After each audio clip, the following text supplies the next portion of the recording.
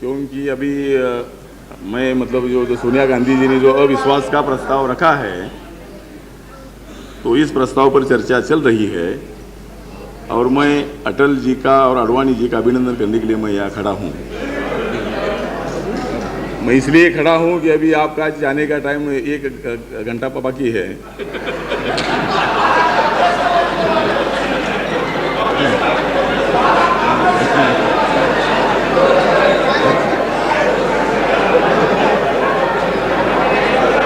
अटल जी नहीं, मैं तो ज़्यादा बोलूँगा भी नहीं, मतलब अभी तो ज़्यादा कविता ही बोलता हूँ मैं। अटल जी, कविता सुनिए। अटल जी आपका नज़दीक आया है जाने का वक्त। अटल जी आपका नज़दीक आया है जाने का वक्त, क्योंकि एनडीए के कुछ लोग बन रहे हमारे भक्त। अब हमारा एक ही लक्ष्य है, नहीं मैं ज़्यादा नहीं बोलूँगा। अब हमारा एक ही लक्ष्य है, अब हमारा एक ही लक्ष्य है एनडीए को सत्ता से हटाना। हमारा दूसरा लक्ष्य है सोनिया गांधी जी, चंद्रशेखर जी, शरद पवार जी, मुलायम सिंह जी, सोमनाथ।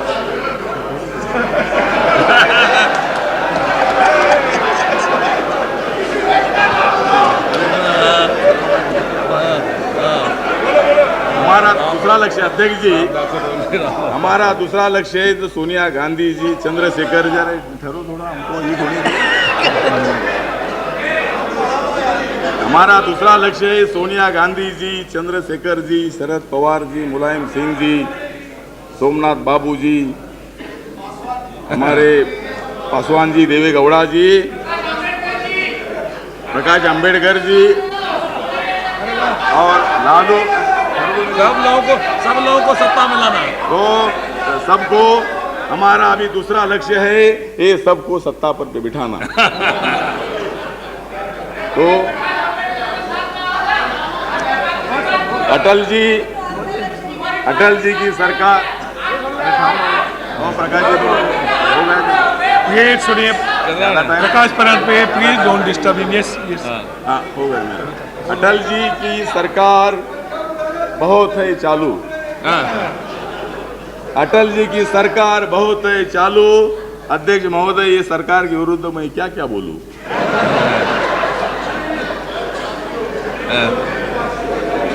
अटल जी आपके पास होगा डीएमके का बालू। अटल जी आपके पास होगा डीएमके का बालू, मगर हमारे पास है मजबूत आरजेडी का लालू।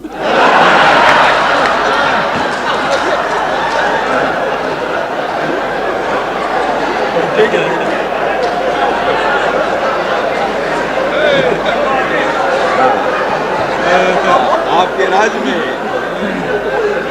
आपके राज में अटल जी, आपके राज में गरीबों को नहीं मिल रहा है आलू। आपके राज में गरीबों को नहीं मिल रहा है आलू। ये सरकार के खिलाफ बोलना मैं कैसा टालूं? देश को बचाने की जिम्मेदारी मैं किस पर डालूं? देश को बचाने की जिम्मेदारी मैं किस पर डालूं? आडवाणी तो आपसे भी है बहुत चालू।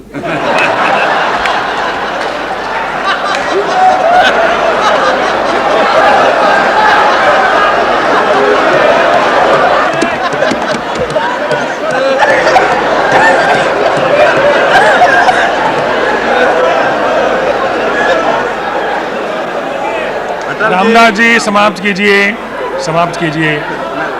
अभी सबको मालूम पड़ा है कि चालू कौन है। अटल जी बैठिए।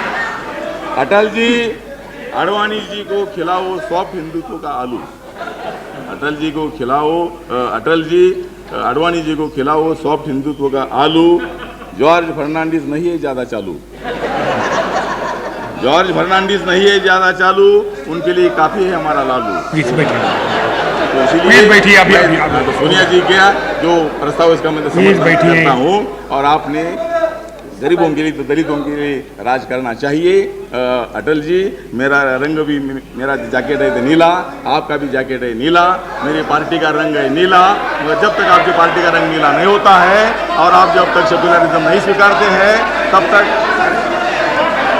तो इसीलिए मैं मतलब आपके पार्टी का रंग नीला होना चाहिए। अनपार्लियामेंट्री शब्द मैं निकालूंगा रिकॉर्ड से, आरोप करने वाले शब्द में निकालूंगा। प्लीज हाँ, तो इसीलिए प्लीज बैठिए रामदास जी।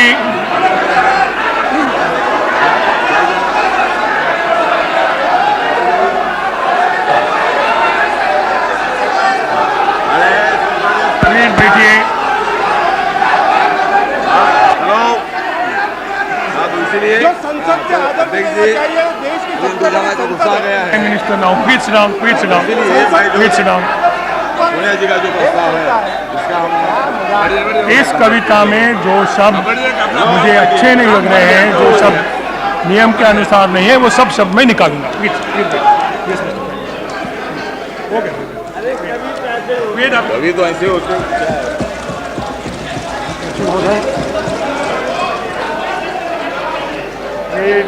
मैंने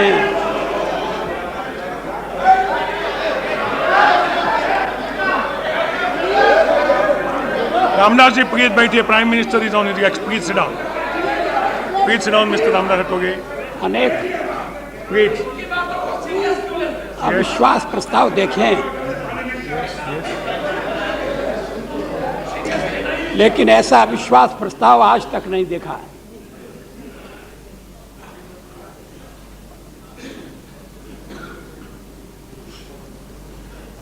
प्रस्ताव पेश करते समय या पेश करने के बाद अब चर्चा के समय जो दृश्य उपस्थित हो रहे हैं वो सचमुच में अलग हैं, कुछ मेल नहीं खाते हैं। लेकिन तरीका ऐसा ही है। आखिर जब पूछा गया कि ये अविश्वास प्रस्ताव क्यों लाया जा रहा है, तो इसका कोई संतोषजनक उत्तर मुझे तो नहीं मिला। आप कह सकते हैं कि आपको उत्तर मिले, इसकी जरूरत क्या है? जो उत्तर को समझते हैं उन्हें उत्तर दे दिया गया है।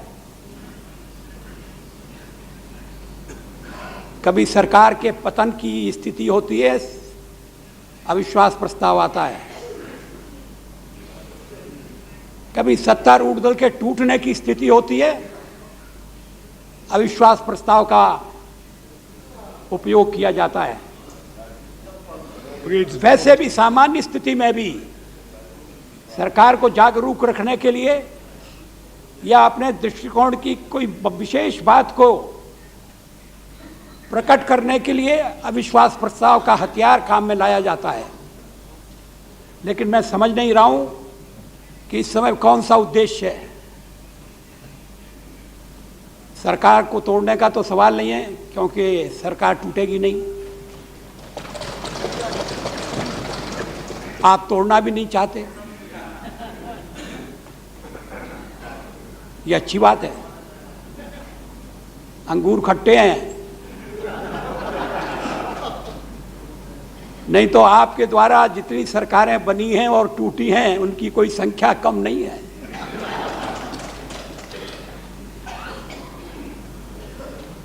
लेकिन अभी तक हमारी ये मिलीजुली सरकार बची हुई है। लेकिन इसको अपदस्थ करने के लिए कोई नई रणनीति,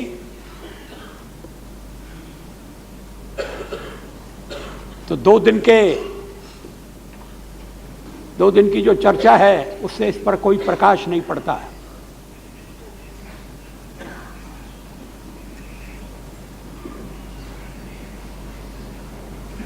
जो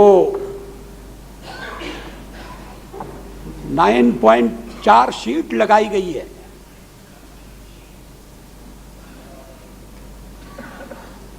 नौ सूत्र हैं उसके और 4 शीट है। दल एक दूसरे के खिलाफ 4 शीट लगाएं, ये कुछ विचित्र सी परंपरा है।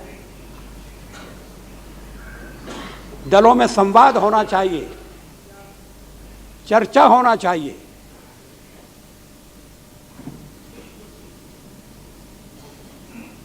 कोई अल्टीमेटम की भाषा नहीं बोलता कि हम आपको चार्ज कर रहे हैं क्योंकि आपने सैनिक सुरक्षा व्यवस्था खतरे में डाली है। यह साधारण चार्ज नहीं है, साधारण अभियोग नहीं है।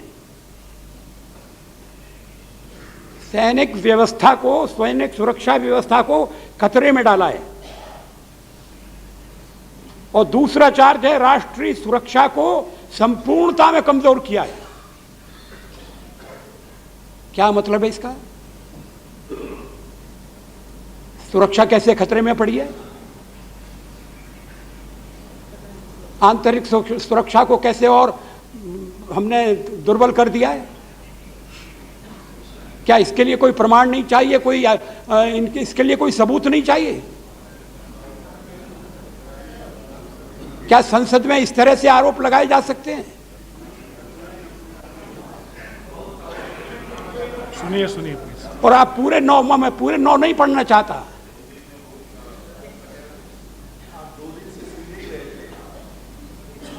सरकारी क्षेत्र को खत्म करने का प्रयास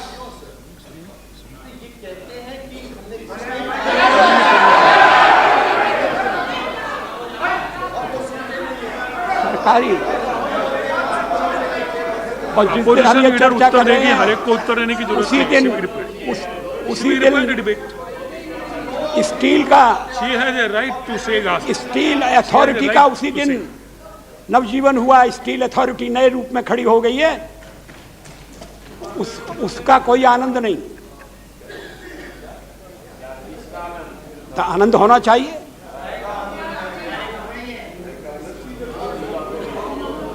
लेकिन हम सब बर्बाद कर रहे हैं और बर्बाद करने के बाद भी लोग हमको यहां रख रहे हैं। ये तो आपके लिए कोई बहुत अच्छी बात नहीं है। मैं तो अध्यक्ष महोदय, मैं 1957 से पार्लियामेंट का मेंबर हूं और कभी भी विदेश नीति के सवाल पर खेमे नहीं बने। 1962 में मैं जानता था आप यही कहेंगे। मणिशंकर अय्यर जी प्लीज बैठिए।